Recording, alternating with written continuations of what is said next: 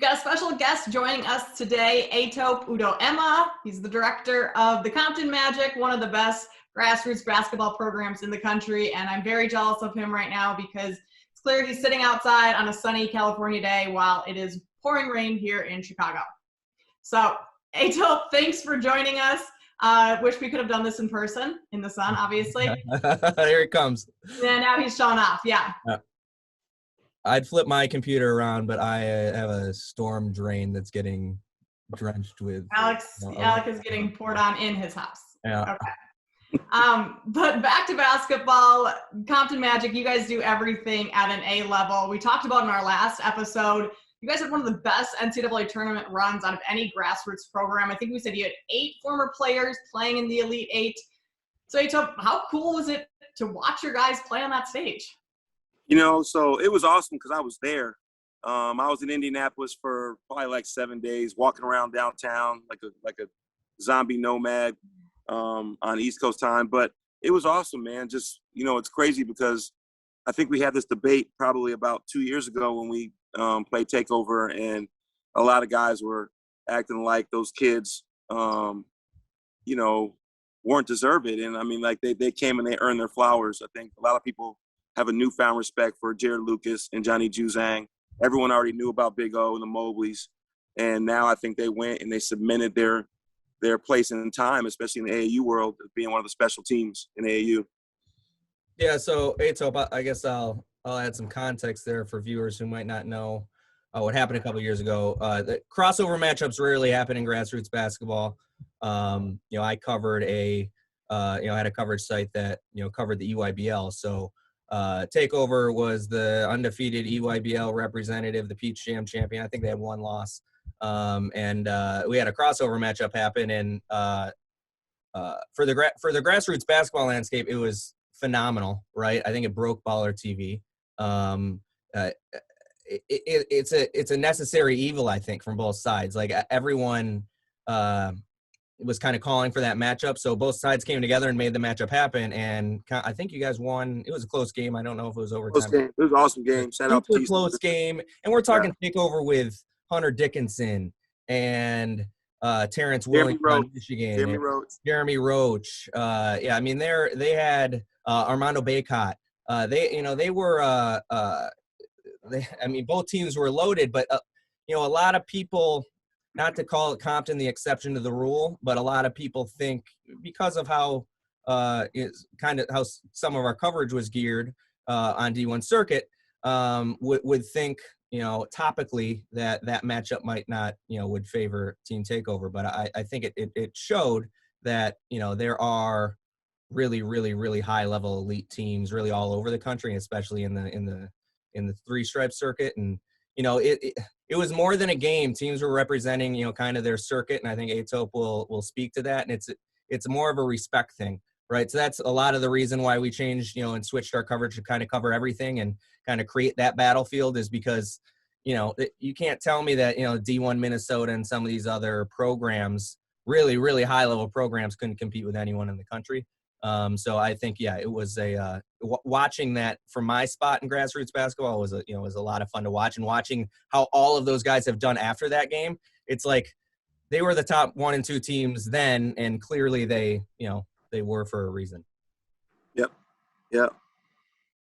And Etop, give us a little insight into who we should be paying attention to on your roster. I mean, obviously all of the guys, but who's going to be exciting to watch this season? Well, obviously, we have a kid named Tajani Wright. He's top 10 in the country, 6'9", Windward High School, and his teammate Dylan Andrews. Both those guys have been they've been on the circuit for a long time. As a matter of fact, they were in the 15 and under championship as 8th graders for us, and they've just now it's their time. So both those guys are potential McDonald's All-American candidates.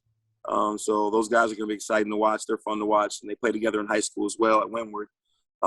We also have Max Allen at Sierra Canyon, a bunch of kids, JQ Strong, Derek Strong from the Lakers' son, who's going to emerge right now. People haven't seen him, but he's going to be a guy. He's 6'8".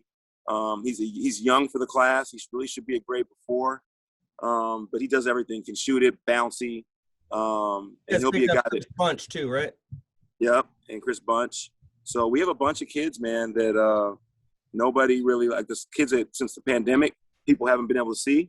Yeah. So the pandemic's hitting out a lot of kids, but a lot of kids will explode in the scene now with the hopefully with this a little bit of post-pandemic basketball, however it looks, you know. Right. So we played this Saturday. We practiced last weekend for the first time, and you know, we're excited to get out there and see what's out there. Yeah, I mean, we kind of spoke about this offline, and I'm sure a lot of grassroots directors will, you know, I guess enjoy the answer to this. But how, like, now that you guys are established, that, you know, like I said, we spoke on it. You said, you know, our lineup's set. I'm focusing on different things, right? You know, a lot of these directors are just trying to get their rosters together and trying to, you know, assemble the most talent they can. You kind of already have that with, you know, where your program sits in the grassroots basketball landscape. So I guess what's a typical, like, what's a day like for you? Where's your time get spent? Well, so like, okay, now there's all kind of things going on, right? So we got Johnny Juzang, who's trying to decide if he's going to go to the draft or not. So he's going through that process. You know, he's putting his name with the advisory committee. We got obviously Evan Mobley and Isaiah Mobley, same thing. They're going through all the things that they're going through right now, which is a daily thing. We also have a lot of coaches. So right now with our success at USC and UCLA, remember we have 4 guys at UCLA, 4 guys at USC, a coach on USC staff, and a coach on UCLA staff. So I think a lot of guys in the country, coaching-wise, really respect how we built those programs to where they went. You know, one went to the Final Four, one went to the Elite Eight. So we are a mini search firm right now. I mean, I'm getting calls from all kind of coaches to help figure out staffs. It's crazy time, man. My phone is nuts. Did you anticipate this? Like, this is kind of what this would turn into when you started the Magic? Well, I would tell you this, no, not at all. Because when we started the Magic, I was a high school coach, and we started it out of necessity. We didn't even really know what AAU was. Really, what we wanted to do was we wanted to keep our high school team together year round. And at the time, Dominguez was already doing that. Dominguez in Compton, I was at Compton High School, and Dominguez in Compton had Tyson Chandler, Tayshaun Prince, Kenny Bruner, a bunch of kids. They were already the top team in the country, and they were playing their team year round. So we had a good team too. We had Jeff Trepanier, Tito Maddox. We had a couple pros on our team as well, and we wanted to have the best high school team we could have. So the best way to do that was to try to play those kids year round together. And so we did that for a couple reasons, to play them together. And also, like, at the time, Compton was crazy, man. Like, we had real gang stuff going on, and kids were dying. So that was another way for us to keep our kids off the street too. So it was a social case study, and also a way for us to get better. And, you know, we really had no intentions of it evolving into this. We were young kids, having fun, doing what we love to do. I had a full-time job, and my partner was a teacher. So, you know, it was a hobby that we just loved to do. And then fast forward 2001, we got our first shoe deal and kind of started to navigate through that space. But we had no, you know, we were almost 10 years in before we got a shoe deal, and we weren't even expecting it or looking for it. Right. With so much success with UCLA and USC, like you said, coaches on staff there, have you seen light a little bit of a fire in the players you have on your roster this year as they watch all that success? Do you think it motivates them a little bit? Well, imagine. So we got lucky this year because with the pandemic, it's the first time that the draft was virtual. So, like, I'm going to give you an example of what our program is to these kids. So we had, you know, Onyeka had his draft party at my house right here. So, you know, normally when you go to the draft, like in 2017, we had 4 guys in the draft: TJ Leaf, Ike Bogu, Jordan Bell, Cameron Oliver. And so when you go to the draft at Barclays, like, you don't get to see your guys. They're so busy. They're doing interviews. They're doing luncheons. They're doing all these different things. So on draft night, you see them on draft night. They get drafted. You go down in the room and take your pictures, but it's chaotic. So you don't really get to see, like, there's no way the average person can see what the draft is like. I mean, you watch it on TV, you see the guy go shake the hand and all that, but behind the scenes at the draft is crazy. So this year was awesome because we got to do the draft at my house. And when Dylan and Kajani, they were here, and they get to aspire. They get to watch that. They get to see, like, wow, like, this guy really came from my program. This guy came from the mud. This guy is about to be a millionaire. they get to see the emotions. Everyone's crying, everyone's happy. I mean, just the whole emotions of the day and the whole thing. So back to the tournament, it's the same thing. Like, everybody's rooting for each other. Like these kids are tight. They were in quarantine in Indianapolis, and they got a group chat. They're in that group chat, like Jared Lucas, Isaiah, Evan. They're all in a group chat. Johnny, and what they do is they competitively motivate each other. So, like this little culture we've created with our kids, like it's really like something different, and that's why you see what you see. Yeah, and you see that kids don't really leave your program once they join it. So I think that's, to tip my cap to you and how the program's run. But do you feel like this is I'm going to get to Onyeka because I want to ask about him. But do you feel like this is like you guys kind of created a model for the kind of the new relationship between grassroots and colleges? Because like if it were me and I'm that AD, I'm hiring a grassroots coach, right? Someone who knows what's going on, someone who has connections, because it's about relationships. And that's, people know when you can trust a program and you know how they operate. I think that's kind of next level stuff. And I think that's where this is trending. Well, I'll tell you this. And another thing is like, there's so many things, right? So you have the success of the guys that we have, like, obviously Jared Lucas and the Pac-12 guys. Then you got a guy like Timmy Allen, who's in the portal, right? And Timmy Allen's the hottest guy in the portal. So when I tell you, like, Timmy Allen is, like, with all the turnover, is driving, like, super high major, elite high major schools economy. Like, they're right. Like, the schools that are recruiting him are the best in the country, and he is being recruited to be the focal point of those schools. You can imagine, like, what my phone is like. I mean, and we have other kids in the portal, but, on top of that, it's just, like, it's a crazy thing. We knew these kids because Timmy played. Remember, we had Timmy the year before. We were number one in the country that year too, until we lost in the Final Four, and we lost to Team Loaded with David McCormick, and they had Armando Bacot was on that team when he was a junior. Yep. Mac McClung. That was the year. So that year, Onyeka, Isaiah, Johnny, Evan, Jules, and Timmy. Jules Bernard and Timmy Allen. That was that team. So we were number one in the country that year too, even though we lost in the Final Four, but we had a great year that year as well with those players, and those players are all just murdering it. Yeah.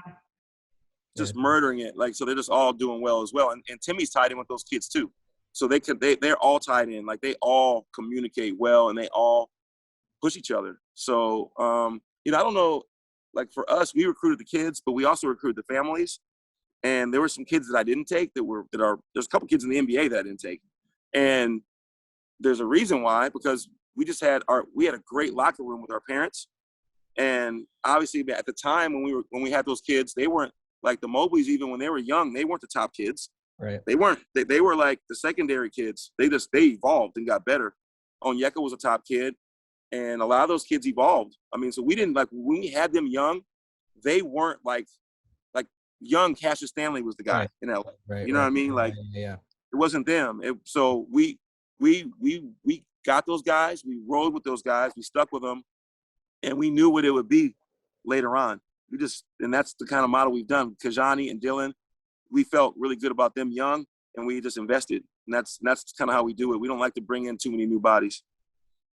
You talk about bringing in guys that fit your culture and what your program's all about. And you guys do a ton of community work, probably more than any other grassroots team out there. Why is it so important for you to put an emphasis on giving back to the community?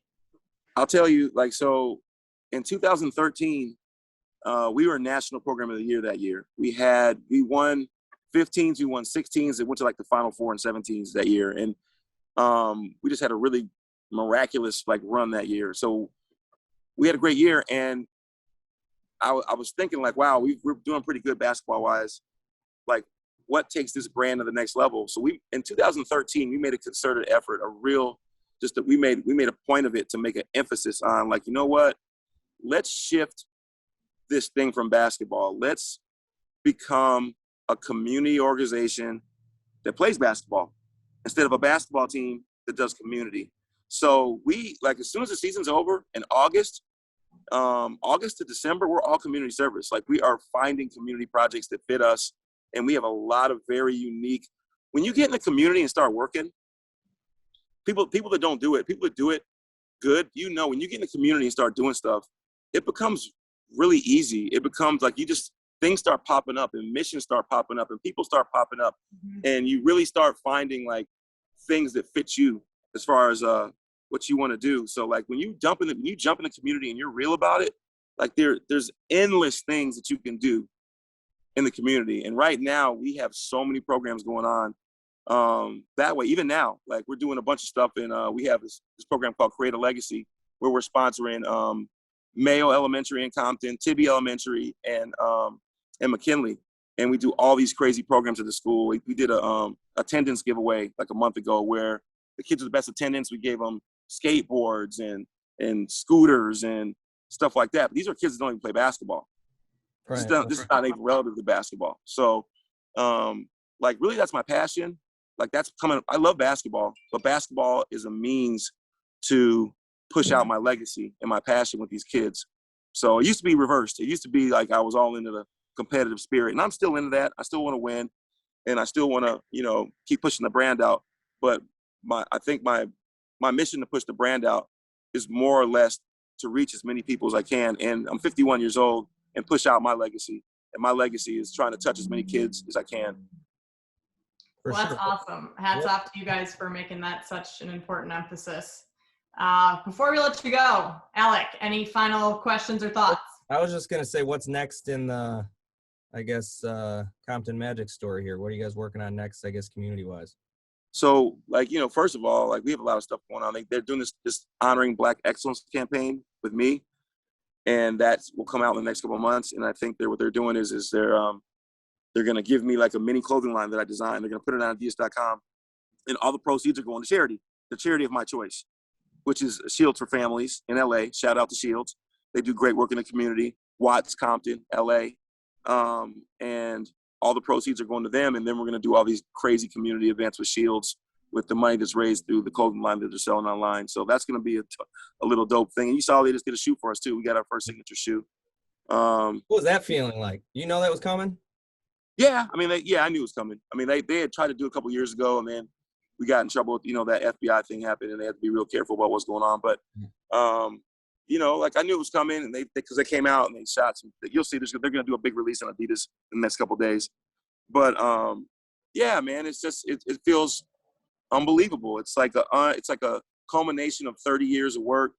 I mean, you go back to the Jeff Trepaniers and the David Hamiltons and the Milton Rileys and the Tyree Thompsons, Jesse Wooders. Those are my old Compton guys, the first guys I had from 93 to 2005 when we had all Compton kids. We were a neighborhood program back then.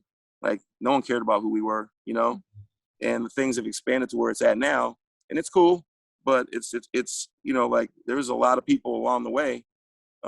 Gary Miles and all the guys I have now, Ray Arvisu, my coaches, Justin Williams, who played for us, Dominique Dunning, so many guys that have contributed to the success of this thing. It's a tribute to all that. That shoe is a tribute to all the hard work that everyone's put in to get to this point. Well, that's awesome. Congratulations on all that. Let us know when the line drops and the gear's out, and we'll grab some of that and support you there. Appreciate it. Yeah. It's sexy. Hey, it's sexy too. It's nice. Okay. Can we wear it by the pool? Yeah. Out in California. Yeah. Hey, look, they asked me, they go, "Who's your favorite player?" And I said, Dr. J. So they drew up this T-shirt, and it's a cool T-shirt. It's like all it is a big number 6, and that's the shirt, and that's me, and that's my line. So that's that's part of my little legacy there, my little legacy piece about me. Hold on 1 second. Cool. Make you happy. I might make you happy here, Etop, to end the conversation. I should have had this one in the backdrop. There it is. Hey, baby. That's right. Yeah, hang that up there. Yeah. There it is. Hey, last question for you, real quick. Onyeka, I gotta ask you about him. He's getting minutes now, and he's really. Hey, you see last night? You saw last night? Yeah, double. I'm not sure he missed from the field. Yeah, last night he started. It was his second start. He had career high in points, career high in rebounds, career high in minutes last night. So. Wow. Yeah, I mean, he's, remember, guys, for him, it's tough because he was hurt going into the season. He missed the first 10 games, missed all training camp with a toe situation. and he's just now getting his wind, just now getting his legs, just now getting his bearings, and he's finally starting to get the flow. So he's been playing great the last 4 or 5 games. Yeah. He had 11-9 game, a 10-5 game, and last night 13-11. So because Capella was out, and he's playing behind one of the best bigs in the league. So Capella's having one of his best year ever. I think he's leading the league in rebounding, and he's averaging like I don't know, 18 and 15, something crazy. He's a good guy to learn behind, for sure. Yeah, I almost think it's a blessing in disguise, quite honestly, because he more got like a true NBA offseason. Yeah, he was hurt a little, but Onyeka got a little more time to kind of, ease into things. And the reality too is he's playing on the playoff team. So guys, there's a lot of guys in his draft class that are exploding, scoring a lot of points, but they play on teams that aren't going to win. They're losing everything. So, it looks good. You look at Bleacher, and those guys are scoring a lot of points. But Onyeka's journey is going to be a little bit different because he's on a playoff team. Right. And that's something he has to work with because he's on a playoff team behind pretty much an all-star. So he's going to have, some games he's going to play not that much. He'll play 10 minutes. Some games he might play 20. Some games he might play 5. Some games he might play 25. It's going to be all across the board depending on what they need. But the reality of it is he's gaining invaluable experience. And I think that people put more value on winning plays and winning teams. So he's got a chance to be in the playoffs, and he just has to go keep going and fighting for everything he does. Keep fighting. NBA's a fight. For sure. It is. All right, Etop. Well, we're gonna let you go. Get back to your sun tanning out by the pool. But thank you so much for your time. We really appreciate it, and we will look forward to watching your team and the success you have this year. Anytime, guys. Appreciate you.